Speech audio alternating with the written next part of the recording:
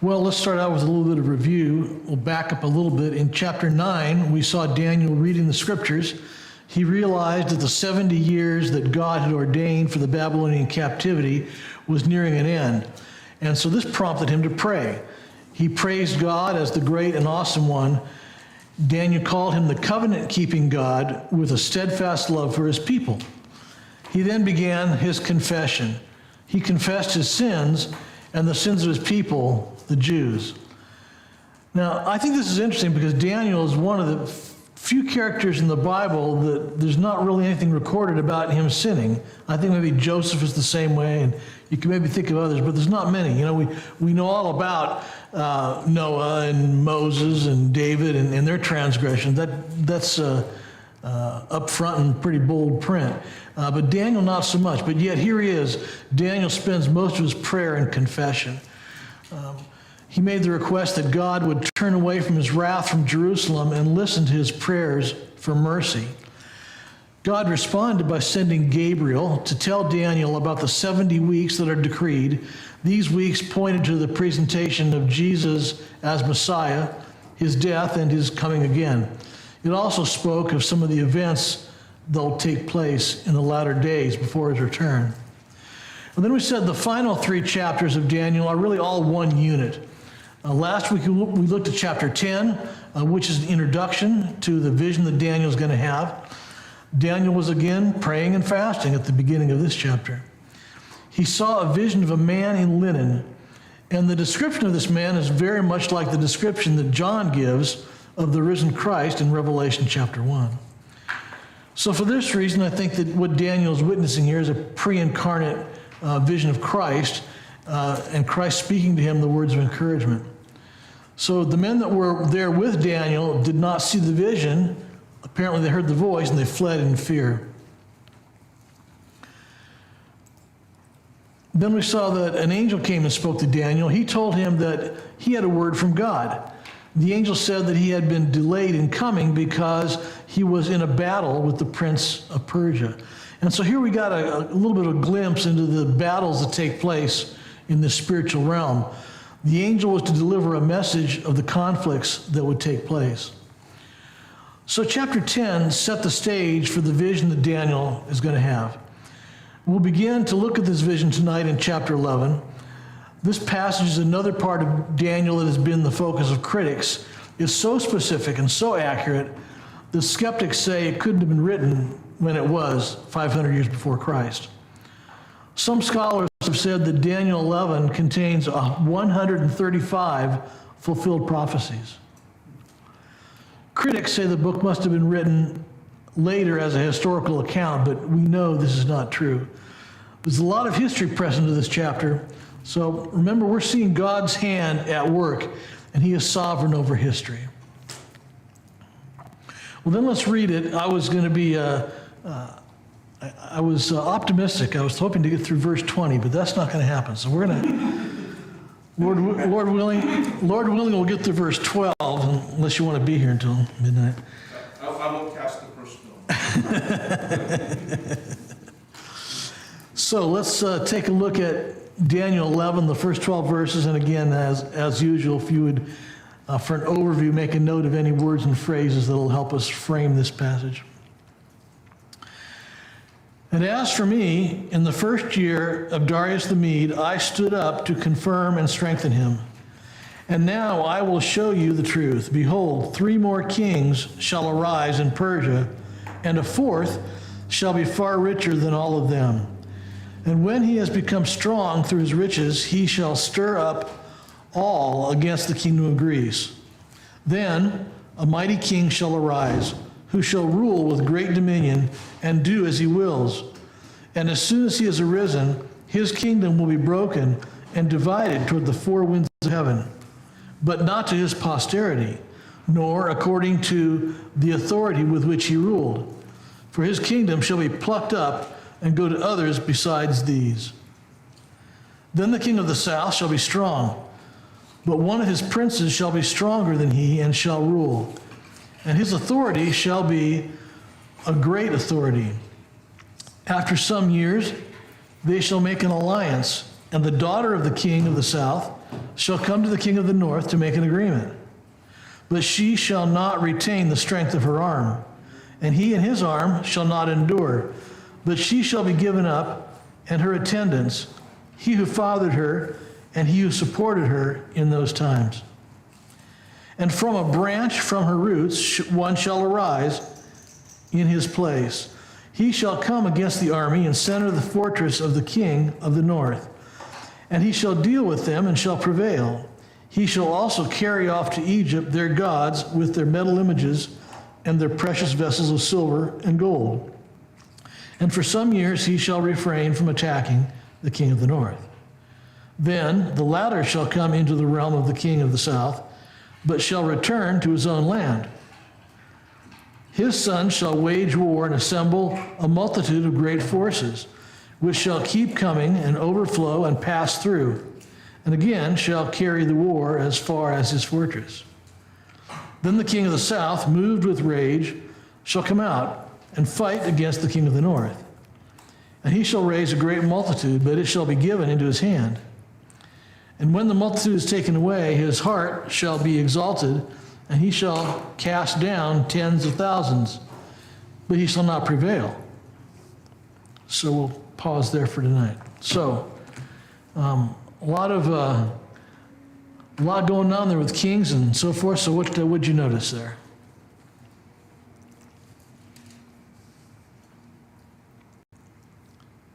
Confirming strength. 4 winds of battle.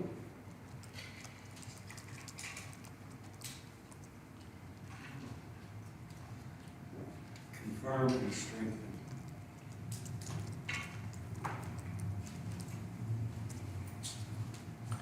War between the north and the south. Yeah, that's a key part of this. Kings rising and falling. Yeah.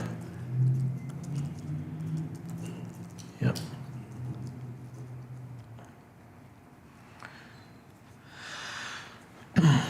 Given and taken away. Yeah, okay. Great, yeah, that's gonna be a good clue to where we're headed tonight.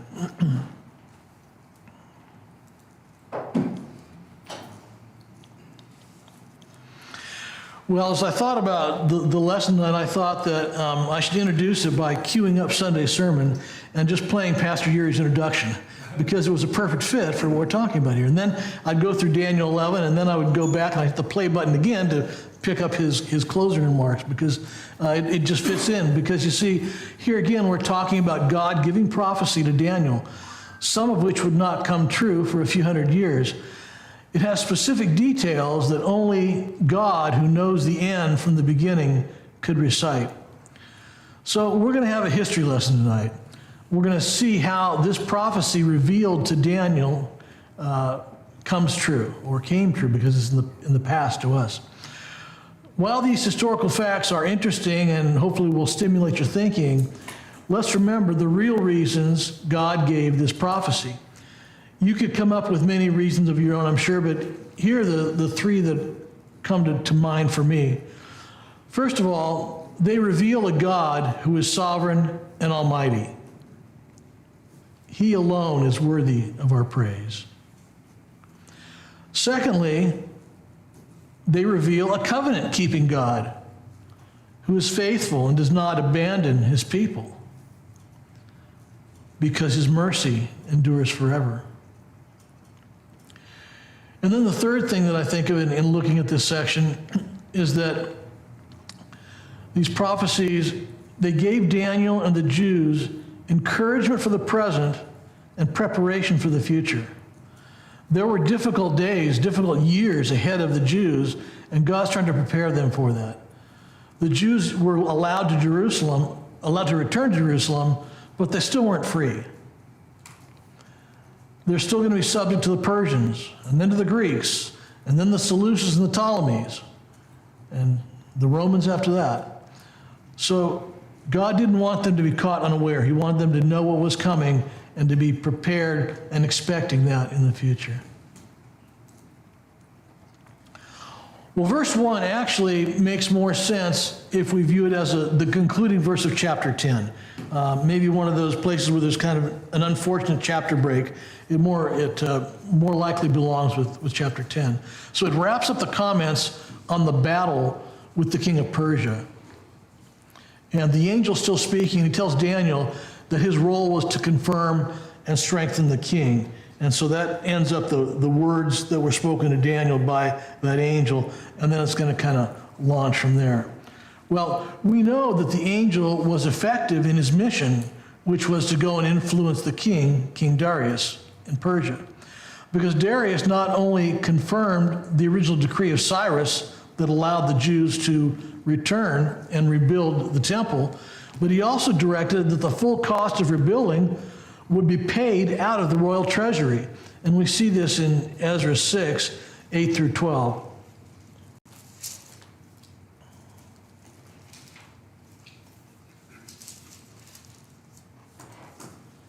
Moreover, I make a decree regarding what you shall do for these elders of the Jews for the rebuilding of this house of God. The cost is to be paid to these men in full and without delay from the royal revenue, the tribute of the province from beyond the river, and whatever is needed, bulls, rams, or sheep for burnt offerings to the God of heaven, wheat, salt, wine, or oil, as the priests of Jerusalem require, let that be given to them the day by day without fail, that they may offer pleasing sacrifices to the God of heaven and pray for the life of the king and his sons. Also, I make a decree that if anyone alters this edict, a beam shall be pulled out of his house, and he shall be impaled upon it, and his house shall be made a dunghill. May the God who has caused his name to dwell there overthrow any king or people who shall put out a hand to alter this, or to destroy this house of God that is in Jerusalem. I, Darius, make this decree. Let it be done with all diligence. So if you'll remember this incident, the enemies of the Jews tried to get them to stop building. And so they went to Darius and they said, look at these guys are building. What's up with that? And Darius says, well, let's go check the record. And so they do a search of the record and they find, well, yes, Cyrus did decree it. So Darius comes back and says, yes, you can rebuild the wall. And oh, by the way, you guys that raised this stink against the Jews, you got to pay for it out of your treasury. So it's kind of like a final jab at them. So that's what's happening. So we see here that part of this battle that the angel was in with the prince of Persia was to influence the king. And so we can say that this angel was effective in moving the heart of Darius here. So the angel and obviously God had turned the king's heart. Well, then in verse 2, the angel tells Daniel that he's going to show him the truth. And only God knows the truth about the future. God spoke through the prophet Isaiah, and challenged those who thought they knew more than God did. And we read of this in Isaiah 41, 21 to 23.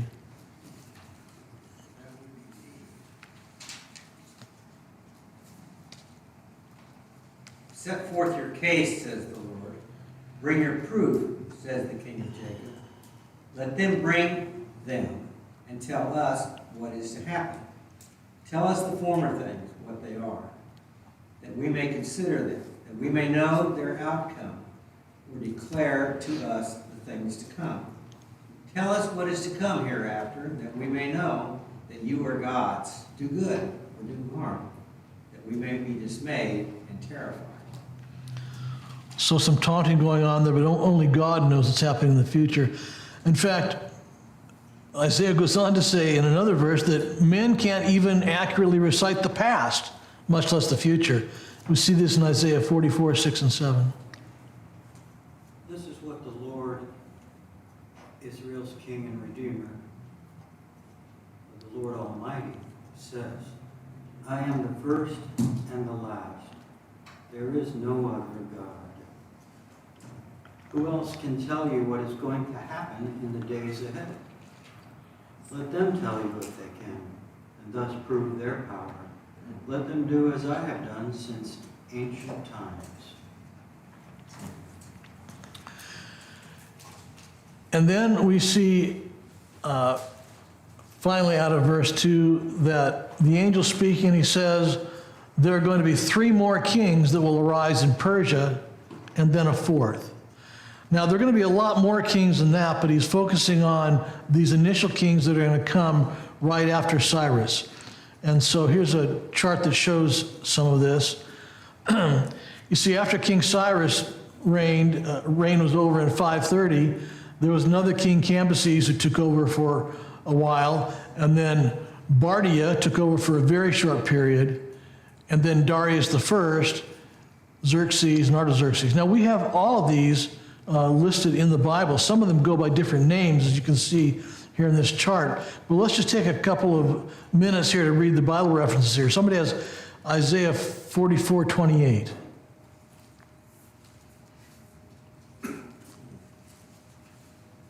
Who says of Cyrus, he is my shepherd, and he shall fulfill all my purpose, saying of Jerusalem, she shall be built, and of the temple, your foundation shall be laid. So we've seen Cyrus a couple times. Then in Ezra 4:5, there's mention of Darius the Great. He's also called Histastapes. So depending on the translation, you may see either one of those. So somebody's Ezra 4:5. And bribed counselors against them to frustrate their purpose all the days of Cyrus, king of Persia, even until the reign of Darius, king of Persia. And then we also see Xerxes in the Bible. Xerxes the first is in Ezra 1:1. He was the king at the time of Ezra. Now in the days of Cyrus, who reigned from Egypt, Ethiopia, over 127 provinces. And then finally, we see mention of Artaxerxes in Ezra 4:7. In the days of Xerxes, Bislam and Matharedath and Tabel and the rest of their associates wrote to Artaxerxes, king of Persia. The letter was written in Aramaic and translated.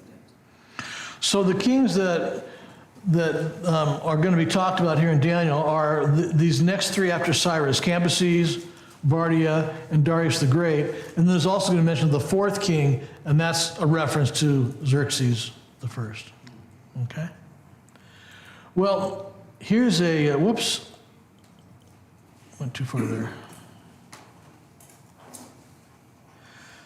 So a little more detail on these guys. Cambyses II was the son of Cyrus, and he conquered Egypt, and he expanded the Persian rule in North Africa.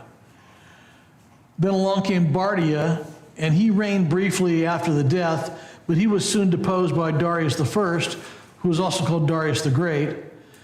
And under Darius the Great, the Persian Empire reached its greatest extent. He expanded it as far as it was going to go. And as we noted, sometimes he's referred to as Histastapes in the Bible. So the kingdom reached to Greece in the north and the Indus Valley in the east. And this is the same Darius that directed the funding of the construction of Jerusalem we just read about in Ezra. The angel says there will then come a 4th king who will be richer than all of them. And this is clearly a reference to King Xerxes. He's also known by the name of Ahasuerus. And he's the king, again, as I said, at the time of Esther. So here's a map showing the greatest extent of the Medo-Persian Empire, and the different colors there really just show the different times or the different kings that added them on. But you can see they had colonies over in Macedonia and Thrace up to the north and the west, throughout what we know as Turkey, through the Middle East, all the way over to the east, over into the Indus River in India, and down to the south in Egypt. So that was the extent of that kingdom under Darius.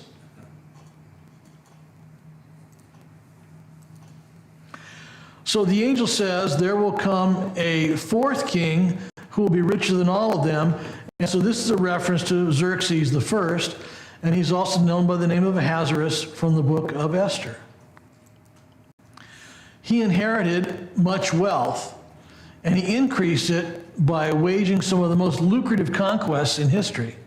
The book of Esther gives us a glimpse into Xerxes' wealth with the descriptions of these opulent surroundings in his banquet hall And this banquet that he gave that went on for 6 months. That's how the book of Esther begins, if you recall that. So somebody has Esther 1:1-9. We'll refresh our memory on that. Now it took place in the days of Ahasuerus, who reigned from India to Ethiopia over 127 provinces. In those days, as King Ahasuerus, you say, Xerxes. that's Artaxerxes? Just Xerxes. You can just say Xerxes. I'll just say Xerxes. Yeah. Yeah, same guy. Xerxes sat on his royal throne, which was at the citadel in Susa. In the 3rd year of his reign, he gave a banquet for all his princes and attendants, the army officers of Persia and Media, the nobles and the princes of his province being in his presence.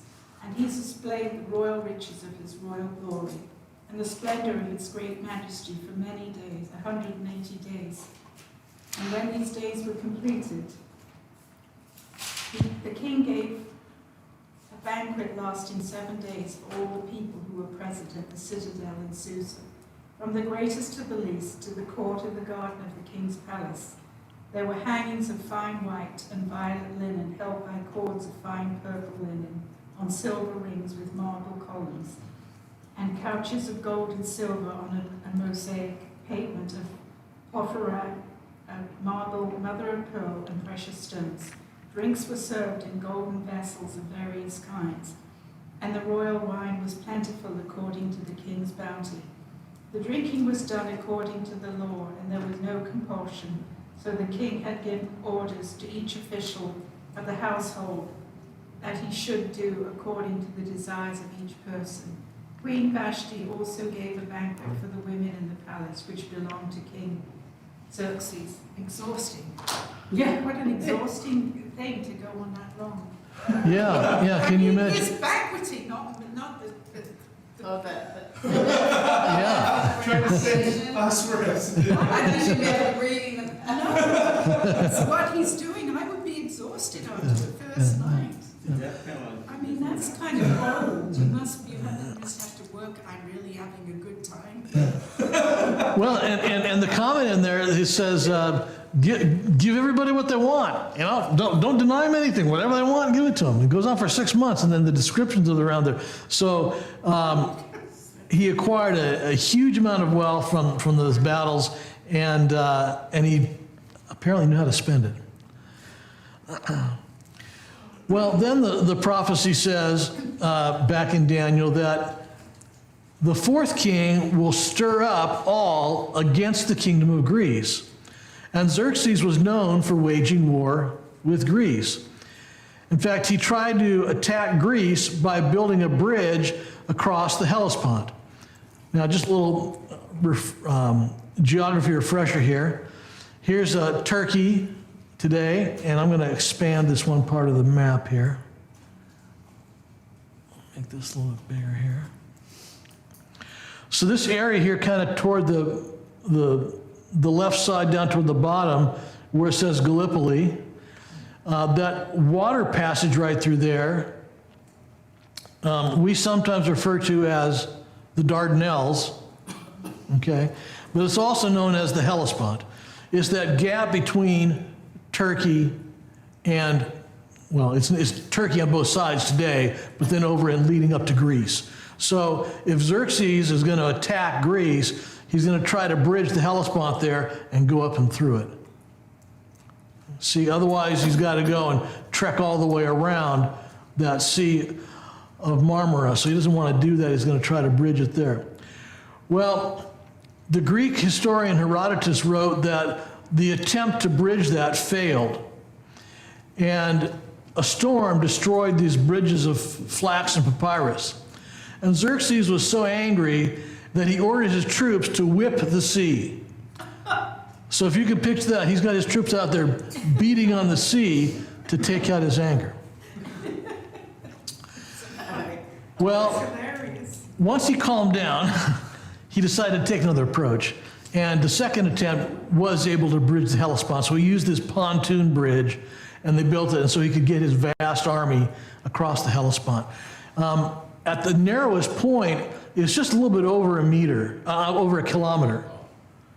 Okay, so it goes up to 6 kilometers at some point, but it does narrow to a little over a kilometer. So it's something that you could be accomplished, and that's one artist's rendition of how he did that. Well, Persia established colonies in Thrace and Macedonia, which is this upper orange area and the yellow area in this map here. Now remember, this time, Greece isn't really a cohesive country. It's still made up of a lot of individual city-states and not a united or unified nation. So Xerxes establishes alliances with Carthage, which is in North Africa, but they've expanded their colonies up across the Mediterranean. And now he also establishes alliance with some of these smaller Greek city-states, which fulfills the prophecy that's given here in Daniel that he would form these alliances. Well, he has additional, I'm going to make this a little bit bigger here so we can see some of this a little bit better.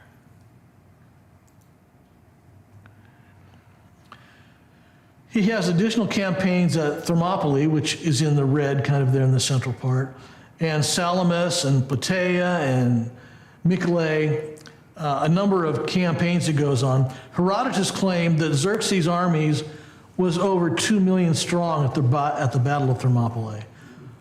Modern historians dispute that. They think it's an exaggeration, but he definitely had a large fighting force.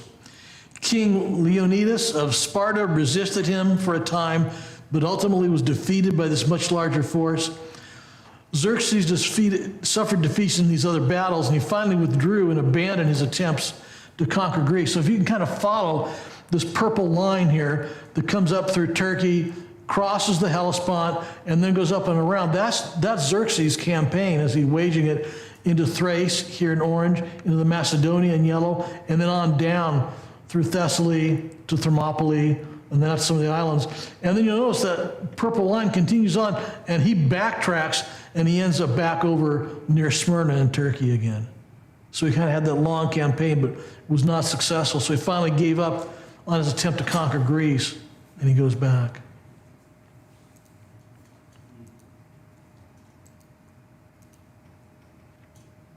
Hello? Well, verse 3 says then that a mighty king will arise. And this is a prophecy of Alexander the Great. He ruled with great dominion and as he pleased, just as the verse says. Greece was the bronze, if you recall, in Nebuchadnezzar's dream. Greece was the leopard in Daniel's first dream.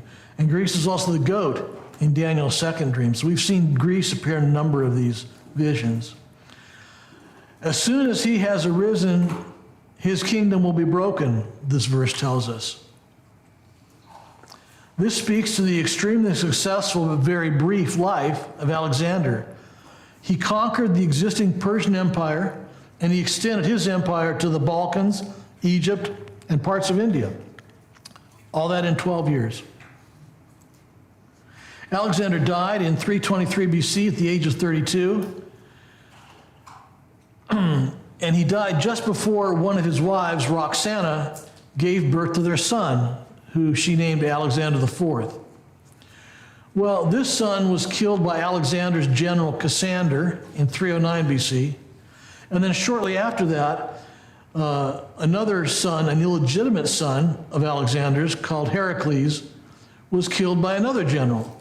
So this fulfills the prophecy here in verses 3 and 4 that Alexander's kingdom would not go to his posterity because the one legitimate and the illegitimate son are both killed before they have an opportunity to inherit the kingdom.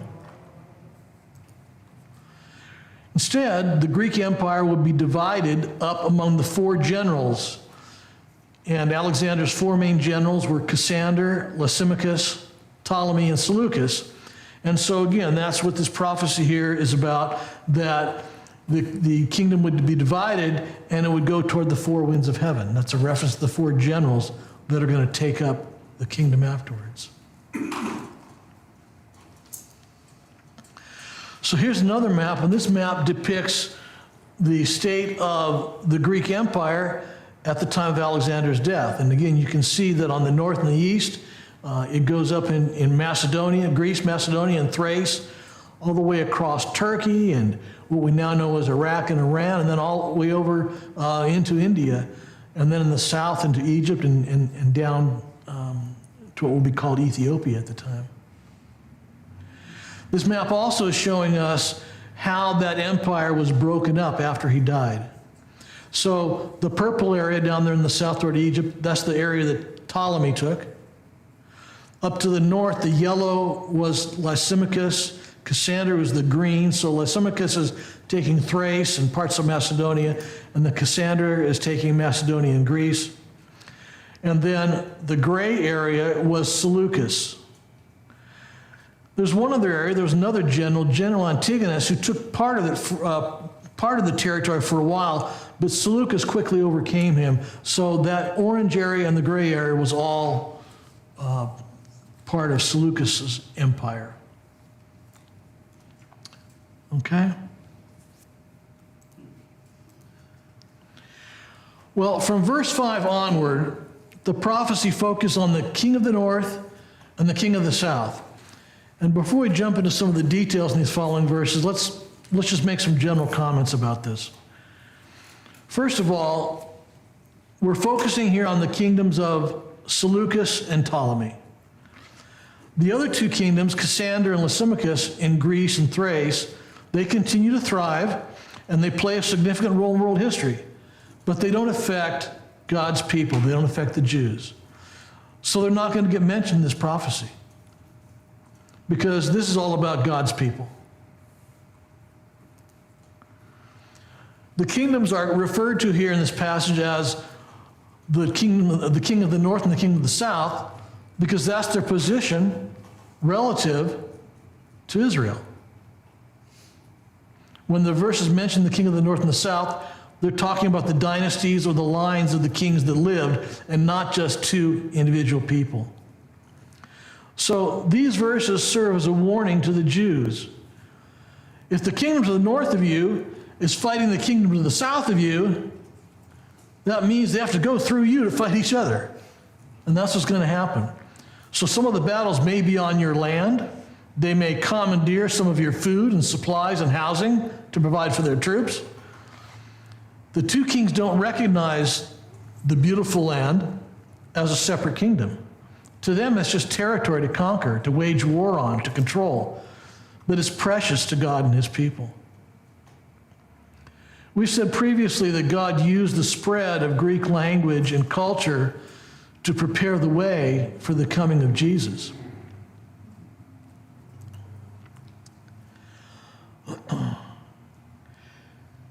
So we might ask, how does this happen?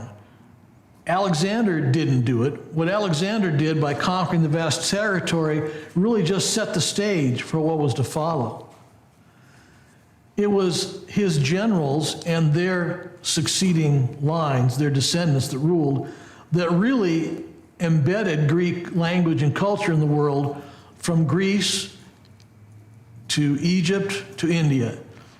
And there are a couple of interesting facts I'll point out just to kind of drive this point home. First of all, the Romans completed the conquest of Ptolemy's empire in Egypt by about 30 BC. Egypt was incorporated into Rome as a province, and Cleopatra VII, who is the Cleopatra that we're familiar with from history, she was the last ruler of the Ptolemies. The Seleucid Empire, those that followed Seleucus in ruling, was defeated and annexed into Rome in about 63 BC. So right around the same time. So both of these empires lasted for about 300 years. Throughout that time, they continue to give themselves Greek names. Nicator is a Greek name. Epiphanes is a Greek name. Guess what? Cleopatra is a Greek name. All you Greek students, Cleopatra. Right? Cleopatra, glory of her father. Spelling gets changed a little bit, it gets tweaked a little bit, but they continue to use those names. Nicator, a Greek term for victor. Epiphanes means manifest or revealed. While we always think of Cleopatra as Egyptian, she wasn't. She was Greek. Greek by birth, Greek by culture. Her name is Greek. And again, Ptolemy the same way. Sometimes we think of Ptolemy as an Egyptian name. Ptolemy is a Greek name. Now we also see that the entire time that the Ptolemies reigned in Egypt, from the first Ptolemy all the way down, which is in, the first Ptolemy is in like 323 BC, all the way down to Cleopatra in 30 BC, that whole time they were in Egypt for 300 years, they spoke Greek. Greek became the language of Egypt. It was the royal language, it was the official language of Egypt. The one exception to that was Cleopatra herself. She was multilingual. She learned Egyptian, she knew Greek, she knew a couple of other languages as well. But she was the last ruler in the Ptolemaic dynasty. All the rest of them spoke Greek, almost 300 years.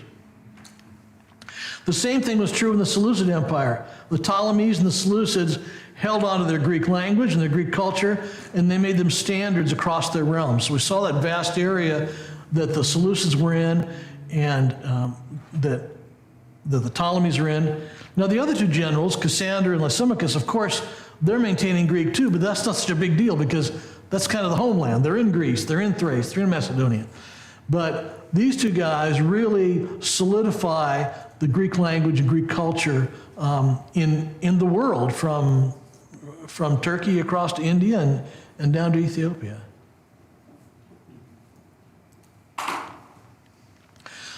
Verse 5 is a reference to the first Ptolemaic king, that first general of Alexander's, Ptolemy Soter. He's the first king of the south. And the other reference there in verse 5 to the king of the north is to Seleucus the first, Nicator. He was the first king. Seleucus was the other general. For a while, there was another general you saw on the map, Antigonus. Ptolemy came to the aid of Seleucus, and he helped him overcome Antigonus. So that's why the reference here in verse 5 talks about a prince of Ptolemy. In that sense, Seleucus was a prince, not an official prince, but Ptolemy did aid him in conquering Antigonus. And over time, Seleucus becomes even greater than both Antigonus and Ptolemy, and he rules this vast empire. Well, as we look at verse 6 prophesies what occurred between Ptolemy II, or Ptolemy Philadelphus, and Antiochus Theos. I go back and forth how to pronounce this word, and I think the most popular is Antiochus, but one guy said you could pronounce it either way. And then somebody said you could also pronounce it Antiochus. I thought, oh, okay. That can't be right. that one I know is right. Okay, so I'm going to try to go with Antiochus because that seems to be the most popular. But anyway, so verse 6 is talking about Ptolemy II, and then this Antiochus II, who's also called Theos. Ptolemy wanted to settle differences, and so he wanted to create an alliance with this Seleucid king. Well, if you're a king in the year 300 BC, the way you solidify an alliance is through marriage. There you go. So, King Ptolemy sees his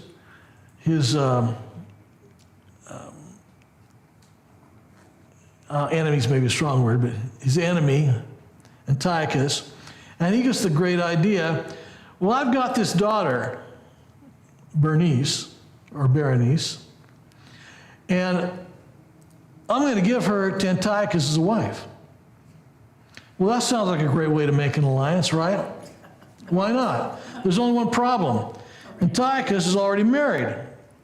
He's already got this wife, Laodice, and not only that, they have 5 children.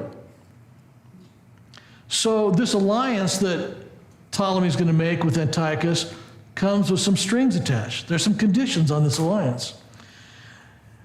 Antiochus would have to divorce his current wife, and the children he's had with her are going to be blocked from succession to the throne. And only the children that Antiochus and Bernice would have would be part of the royal line. So that was the agreement that was made. And so indeed Bernice goes off to marry Antiochus. So it went through the whole thing? Yeah. Wow, what a great. 2 years later, Ptolemy dies. So Antiochus puts Bernice away and he restores Laodicea as queen. Laodicea didn't trust Antiochus, so she murders him. And Bernice and her children are poisoned to death. There aren't a lot of happy endings. Did I mention that? Why am I not so surprised? Sounds like So this is all in this prophecy here, okay? The marriage was an arranged form of an alliance. Bernice did not retain her power. Ptolemy died, or he was given up, and Bernice also died. And that's what that verse is talking about when it talks about this alliance between the king of the north and the south. I mean, the detail there, it's crazy, right? But all that's contained in that verse with what went on with these characters. Wait, in what period of time did this all come? This is like 280, 270 BC, kind of that time How many frame. years did it take to do all that? I'm not sure, maybe 8 or 10 years. Because Antiochus and Bernice did have some children, so it took a little while for all this to work out. But it got in motion pretty quickly because Ptolemy dies just a couple years after the marriage. So things start to go south there kind of quickly. Wow. sin doesn't pay. Sin doesn't pay. Trashing your first wife. That's not too much. Well, then as we go on and we look at verses 7 and 8, it's going to tell us what happens next. It says, a branch from her roots shall arise in his place. Well, Ptolemy the third, the son of Ptolemy the second, he's the brother of Bernice. So he wants to go and help his sister out. Obviously, this is, preceding her death, but he wants to go and help his sister out. So he musters an army to go and rescue her. But by the time he arrives, she's already died. So he decides he's going to avenge her death. And the way he avenges her death is he conquers Syria, Cilicia, and Mesopotamia as far as the Tigris River. So he goes and knocks out a lot of the land of Antiochus or his son Seleucus II. Well, in the course of doing this, he becomes very wealthy with the spoil that he acquired from these battles. Jerome wrote that Ptolemy captured 40,000 talents of silver, 2,400 gold vessels, estimated to be worth $160 million. Part of the spoil, interestingly, was Egyptian idols that had been taken before by the Persian king Cambyses.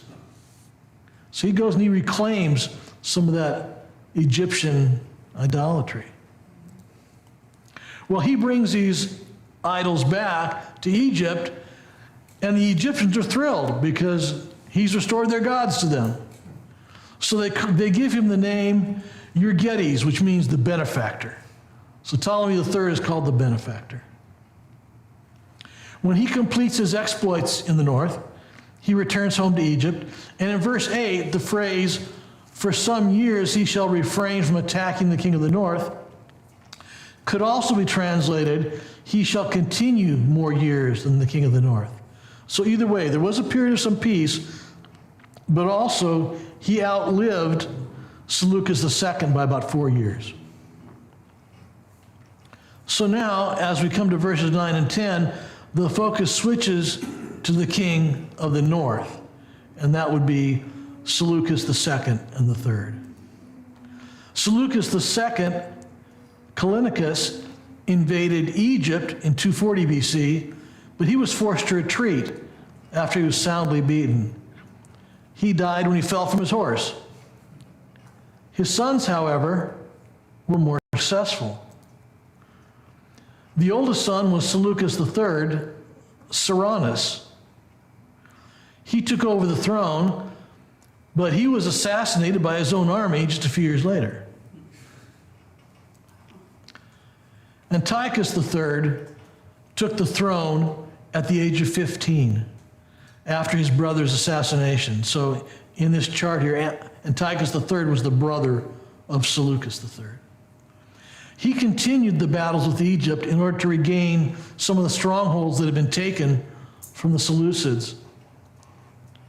He would keep on coming and overflowing, as these verses say. Well, Antiochus III suffered an initial defeat, but his second expedition was successful. It says here in the verse that he would pass through, meaning he would pass through Israel, pass through the beautiful land to attack Egypt. The Jews, again, are caught right in the middle of this warring. Antiochus fought up to the very fortress, meaning Ptolemy IV's fortress at Gaza. Well, then in the south, Ptolemy IV, who also was called Philopator, was enraged by these attacks of Antiochus the Great. And so, as it says in verse 11, Ptolemy sought to recapture some of the lost territory, and he attacked Antiochus at the southern border of Israel in what is known as the Battle of Raphia, or the Battle of Gaza. And that happened in 217 BC. So as it talks about the king fighting against the king of the north up to his fortresses, there's a reference to this battle where Antiochus is pushed all the way down to Raphia or Gaza. And if that sounds familiar to you, that's because it's still in the news today. Right? We're looking at this area right down here, Rafah right here. Okay? That's where these guys were fighting 2,000 years It's ago. Palestine. Just kidding. Just kidding. Yeah. So, still in the news today.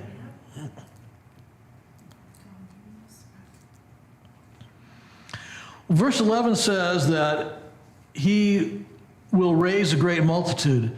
And Antiochus the Great did amass a large army of 62,000 infantry, 6,000 cavalry, and 103 elephants. But it wasn't enough. Ptolemy defeated him. Antiochus the Great lost almost his entire army, and he fled to the desert. Egypt regained control of Palestine, but that would soon change. After Antiochus the Great's great multitude was carried away, the king of the south, this Ptolemy IV, would be filled with pride, according to verse 12. And when the multitude is taken away, his heart shall be exalted. Well, that indeed happened. Ptolemy IV, Philopator, was prideful and self-confident over his successes. He became lazy. He was recklessly extravagant. He was indulging in every one of his desires. He even looks fat in his picture. Yeah. Even it doesn't look like a warrior on the corner. Wow. Wow. Even in the almost 2Ds.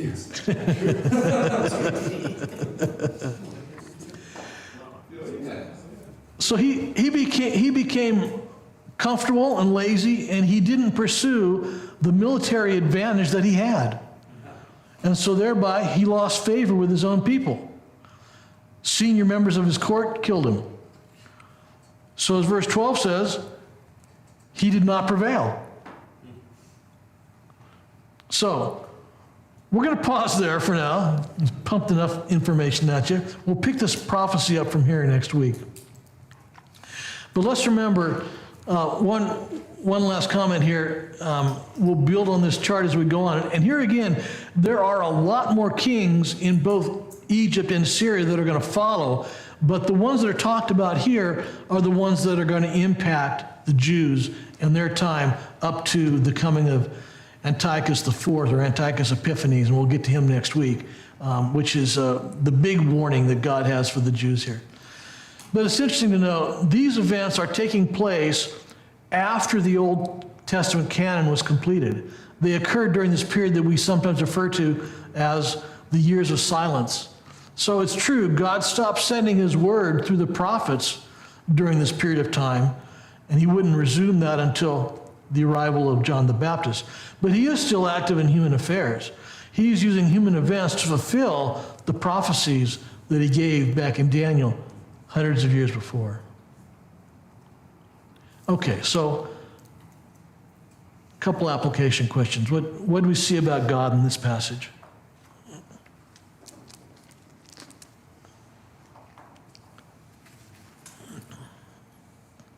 Well, you have the big picture. Yeah, he has the big picture. It's a big picture like the humans, history events seem kind of very transient. Yeah, yeah.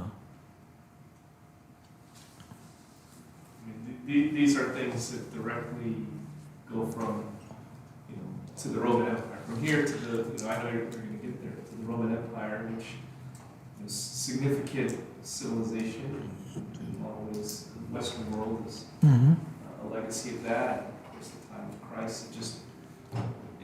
We're not here without this and without this. We're not even as a Christian church, we're just this nation and all the context of that is apart from this, none of that would happen. Yeah, I mean, you take a Western civilizations class, and they're going to begin at least with Israel, and I mean with Greece, and probably even before. They're probably going to touch on Babylon, these guys before that. Yeah.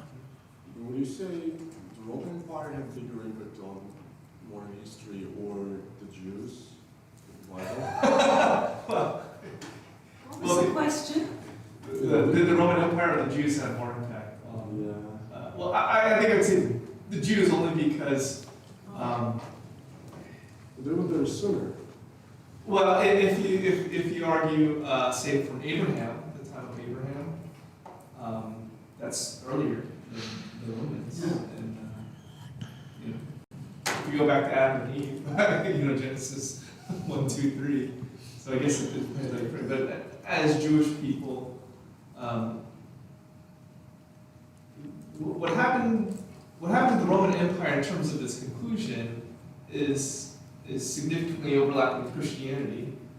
And you don't have Christianity without the Jewish people. So, in that sense, I don't know, you wonder what the Roman Empire would have been if Christianity hadn't been adopted or anything. But I'm saying, like, which culture influenced our culture more?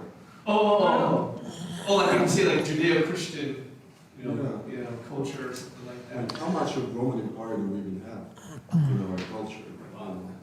Just like some maybe warrior stuff, even not that.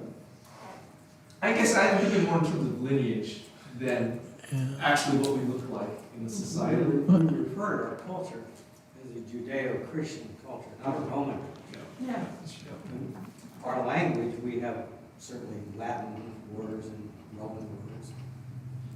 And Greek. But Really, really, didn't Rome, obviously it's two different things. Rome was like fashion, the business world, the military, and the remnants of the Roman Empire were still living under those things, but obviously we're Christianity-wise, we're Judeo-Christian.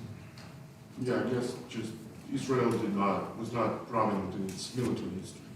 Was not what? Was not very famous for its troops, its military.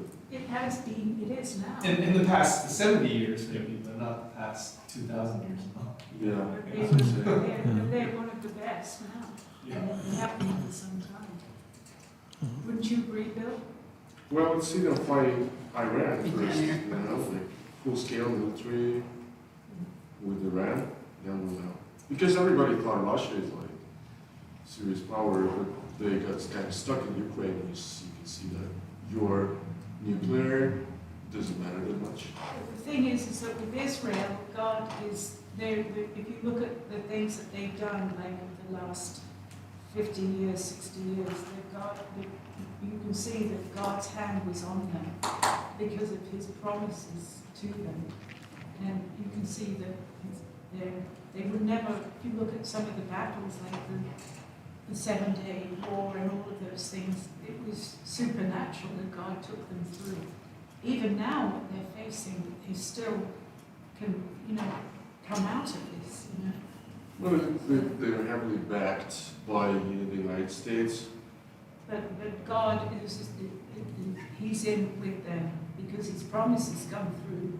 So He They has. will always have that land. It'll be theirs It's forever. the It's Abraham- their land. The covenant that God God did, yeah, made with there you go. Abraham comes into, the Abrahamic covenant comes into this because there's the ownership of the land and He everything. promised them years He and years promised and As years. long as they behave, right? Well, no, it's unconditional. 2/3 of the Jews will never believe, but he will It's still keep his unconditional, promise. the Abrahamic covenant. It's. But it doesn't set a date when the land is eventually finally theirs and there will be no more. That tribulation. will not be until the Messiah. Yeah, so they can still be overrun now. Well- Theoretically, yes. But God will only be what He will allow, but it's not just a nation that, like a lot of these have disappeared, but because the Jewish people are the center of it, is God's plan. That's the supernatural thing. But they were not that successful before, 50 years ago. No, maybe not. But I'm it just saying it they're goes not back just- to his promise, though, It goes back to God's promises which because is the covenant. The that he covenant. will Well, never- Jewish people, as a nation, they didn't exist from 70 AD to 1948. But Yeah. culturally, but they, for 2,000 years, it's almost unprecedented to say that a people that's in diaspora with no home, or land, still maintain a culture and still have, their heritage. Like, that's almost unprecedented, for 2,000 years, to be in that kind of situation. I think it's unprecedented, if I'm recalling my studies into this. So that is something of testimony, that they still exist as a unique, distinct people, despite being in diaspora for 2,000 years. Now, then how much is Christianity Jewish, actually? And how much is Christianity Greek or Roman? It's not Roman, it's not Greek. It is entirely Jewish. It is based entirely on the Old Testament. yeah. It is just the Messiah, the Savior, is Jewish. He was, the Old Testament says he's coming. When he's on the earth, after his resurrection, Jesus walked with men on the road to Emmaus, and he taught them from the Old Testament things about himself. So it is, from my perspective, it is a fulfillment of the Jewish prophecies that there would be a Messiah, a son of David, that is from the lineage of David. And there's 2 lineages in the scriptures that point that out very clearly. Just one more thing that kind of go back for a moment. Why is it, think about this, why is it that to this very day, all of the issues in this world center on Jerusalem? There's nothing there. There's nothing there. Except God says, this is my city. That's it. It's the most bizarre thing from a human perspective. All the other major cities of the world are on a coast, they're on a major waterway, they provide transportation, they feed people. There's nothing in Jerusalem. Except God says, this is my city. This is There's religious ambiguity in Jerusalem because I think Muslims believe that it belongs to them and also kind of. But it doesn't. Why would anybody claim it? There's nothing there. It's, I mean, someday in the future, there will be. But it doesn't. Like Jesus. the Arabs were Abraham had a son, Ishmael, and they were the beginning of the Arabs, and there's enmity between them because Isaac was the heir. From a secular perspective, you look at it and say, 3 major religions of the world are centered around Jerusalem. Jewish religion, Islam, and of course Christianity. But they all claim Jerusalem somewhere or another, but there's literally nothing there of significance from a human perspective. You don't grow crops there, you grow rocks. There's not a major river. Olives. The closest waterway is basically, salt. You get further south of Jerusalem, it's the Dead Sea. There's just nothing there. It's all gonna change, the Bible says that. It's, It's only useful to pass through in a way. That's the way it was in but terms even of then, there human was a history. shorter, better route closer to the coast. Well, right, I mean, just that little kind of curve of land, Yeah. it's just, you pass through it, you know what I mean? It was a beautiful land between the north and the south. It's not always good to be live on an intersection, you know what I mean? So you wouldn't choose to live at an intersection, right? You just go through there, but that's the way kind of Israel was, north, south, and east and west, Mediterranean, land to sea. It's It's just, much easier. from sea to land, but it's, you're right, I mean, it's only, you like it for where it is geographically, but not necessarily because there's some thing there. Just the you know. major cities of the world are on waterways, on the coast. and harbors. Trade routes. There's something that draws human activity. This is like saying that the gas station in On the way to NorCal. You know, Yeah. that's- I think it's amazing that the unbeliever doesn't go, why is everything about Israel? yeah. You know, why aren't they curious that everything is about Israel?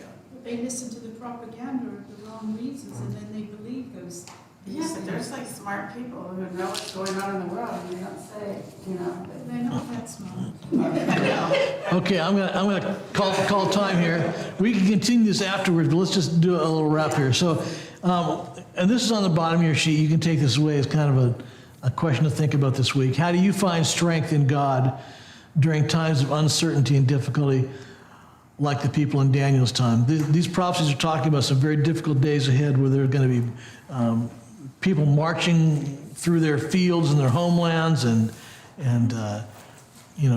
plundering them and taking from them, and they're going to be in the middle of a battleground. And so there's some difficult days ahead for the Jews that are being foretold here. So we might consider, while we may not face that kind of trial, we face our own uncertainty and our own difficulties. And so how might we respond to that? So we'll leave it there for tonight. Pick it up next week.